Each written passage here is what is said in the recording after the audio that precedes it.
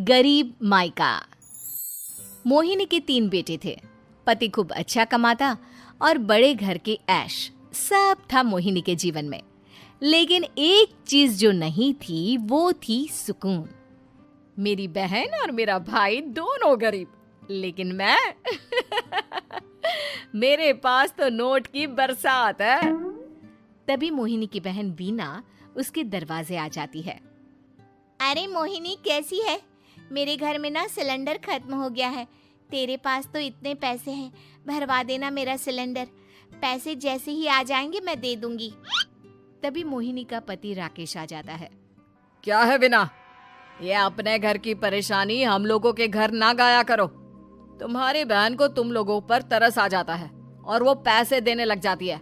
मुझे ये बिल्कुल पसंद नहीं है।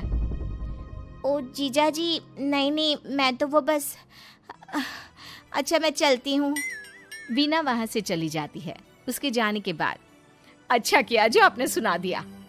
अरे न जाने क्या सोचकर मेरे घर आ जाती है कि जैसे यहाँ तो भंडारा भरा है। अरे कितना तो दे दिया। अच्छा जी, जरा 1000 तो देना। वो बिन्नी दीदी है ना, उनके घर जा रही हूँ। उनका पोता हुआ है तो मुंह दिखाई दे दूंगी।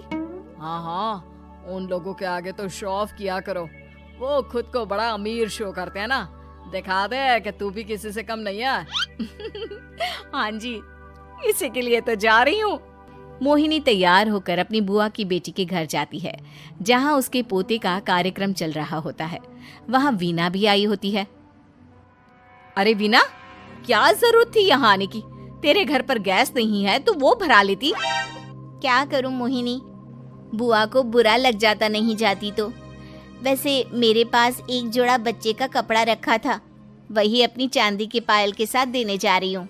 घर पर गैस थी नहीं, सोचा परिवार यहीं खाना खा लेगा, बाकी सुबह का सुबह देखा जाएगा। मोहिनी को बहन पर दया आ जाती है। वो पर्स से 1000 रुपए निकाल कर दे देती है। ले बिना, लेकिन पैसे वापस कर देना, तेरे जीजाजी हिसाब लेते हैं। मोहिनी भी क्या करती, गरीबी में बहन का सहारा ही उसके जीवन जीने का आधार था। फिर एक रोज, सुनिए, भाई के घर बेटी हुई है, मुझे माँ के पास जाना होगा। अरे उस घर में ना कूलर है ना एसी, कैसे रहोगी तुम? हाँ, वही सोच रही हूँ कि अकेली जाऊं, बच्चों को साथ ना ले जाऊं। चली जाओ, लेकिन ये जो तुम अपने गरीब परिवार से मिलने चली जाती हो ना, मुझे बिल्कुल अच्छा नहीं लगता। पता नहीं मैं भी कैसे मैनेज करती हूँ, लेकिन क्या करूँ। मोहिनी भाई भाभी के घर आती है। मोहिनी, कैसे आना हुआ? तू यहाँ हम लोगों के घर रह लेगी या फिर किसी होटल में रहेगी? क्या हो गया है माँ? मोहिनी को क्यों ऐसे बोल रहे हैं आप? अरे तू नहीं जानती अपनी ननद को, पैसे वाली है ना, तो ऐड कुछ ज्यादा ही है। मोहिनी को माँ की बात का बुरा नहीं लगता है, क्योंकि उसे पता ही नहीं चलता कि माँ उसे जली कटी सुना रही है। वो भाभी की बच्ची के साथ लेन देन करती है और वहाँ से चली जाती है। उसके जाने के बाद, माँ, क्यों आप मोहिनी को इतनी सारी बातें सुनाती हो? भाई का बेटा बोल पड़ता है। माँ, क्योंकि दादी जानती है कि बुआ के अंदर घमंड है। सही बोल रहा है मोहन। बहू भले तुझे ना दिखता हो, लेकिन मुझे और मोहन को दिखता है कि वो कितनी घमंडी है। मोहिनी मायके आती है, जहाँ गरीबी के कारण चीजें कम होती हैं। इस मोहन के बच्चे को काम पर लगा दो ना, किसी दुकान या किसी होटल में। बर्तन धो लिया करेगा, कम से कम 4 पैसे और आएंगे घर में। देख मोहिनी, माना तेरे पास पैसा है, लेकिन तेरे भाई के दिन इतने भी बुरे नहीं चल रहे कि वो अपने बच्चे की पढ़ाई रुकवा कर उससे बर्तन धुलवाए। मोहन माँ की ओर देखता है, जैसे आंखों से बोल रहा हो, देख लिया बुआ का हाल। हाँ मोहिनी, बात तो सही है, लेकिन अभी मोहन को पढ़ना है।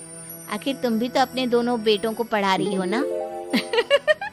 मेरे बेटों से कैसे कंपेयर कर सकती हैं आप? अरे वो तो कलेक्टर बनेंगे। हाँ, कल को वो मोहन को नौकरी में रख लेंगे, क्यों? मोहिनी कुछ दिन और रहकर चली जाती है। धीरे धीरे दिन बीतता है। मोहन बड़ा होता है और कड़ी मेहनत से सफल भी हो जाता है।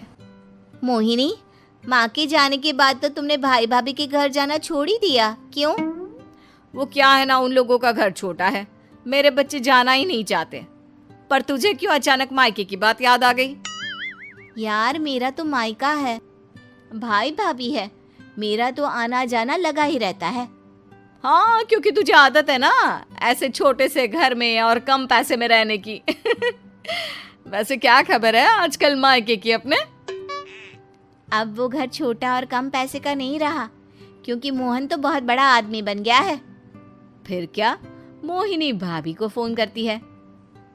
मोहन किसी बड़ी कंपनी का मैनेजर हो गया है क्या भाभी? क्या ये सच है? हाँ मोहिनी दीदी, अब तो हम लोगों के गरीबी के दिन कट गए। आपके भाई ने कोई अच्छे कर्म किए होंगे जो हम लोगों का बेटा इतना अच्छा कमा रहा है। देख लो भाभी, पहले भी आपने कई गलतियां की थी, आप थोड़ा संभल कर चलना। भाभी को मोहिनी की बात समझ में नहीं आती कि वो क्या कहना चाहती है। फिर एक दिन वीना मोहिनी से कहती है, मोहिनी, हमारा भतीजा मोहन अच्छा कमा रहा है, क्यों ना मैं अपने बेटे की नौकरी के लिए उससे बात करूं? अरे बुआ का बेटा है, ये सोचकर मदद तो करेगा ना? हाँ हाँ, क्यों नहीं करेगा, उसके बुरे दिन में तो हम भी खड़े थे। मोहन को वीना फोन करती है और अपने बेटे की मदद करने की बात करती है। हाँ हाँ बुआ, क्यों नहीं, आप सिद्धार्थ को भेज दें, मैं अपनी ही कंपनी में उसकी नौकरी करवा देता हूँ। दिन बीतते हैं, अब वीना के हालात भी अच्छे हो जाते हैं। क्या बात है वीना, तूने भी कार ले ली, वो भी इतनी अच्छी? हाँ मोहिनी, अपने भतीजे के कारण तो हम लोगों के दिन अच्छे हो गए। उसने सिद्धार्थ की नौकरी लगवा दी है, वो भी शानदार। ठीक है, लेकिन पैसे ख्याल से खर्च करना। वो क्या है ना, पैसे आने आसान है लेकिन संभालने मुश्किल। मोहिनी घर पर अपने पति से बात करती है। देखो ना, सबके पास पैसे हैं, एक वक्त था जब मैं ही अमीर हुआ करती थी। लगता है कि ज्यादा दिन नहीं रह पाओगी, मेरी नौकरी को कुछ साल ही बचे हैं और तुम्हारे दोनों लड़के निकम्मे हैं। उन लोगों को बोलो ना कि नौकरी करे। तभी वहां मोहिनी के बेटे भी आ जाते हैं। अरे हमें क्या मोहन समझा है जो दिन रात गधे की तरह काम करते रहे? खैर, दिन फिरते हैं और मोहिनी के पति की नौकरी भी खत्म हो जाती है। मोहिनी क्या करे, थोड़े से पैसे में गुजारा नहीं हो रहा है। तो क्या करे, मेरी समझ में कुछ नहीं आ रहा। मोहन को बोलो ना कि वो इन दोनों के लिए नौकरी देखे, जैसे सिद्धार्थ के लिए नौकरी देखी है। मोहिनी क्या कहती, उसे अपने वो दिन याद आ जाते हैं जब उसने भाभी से मोहन को नौकर बनने की सलाह दी थी। क्या हो गया, क्या सोच रही हो मोहिनी? यही कि वक्त कभी भी किसी का भी पलट सकता है, ऊपर वाले से डर कर रहना चाहिए।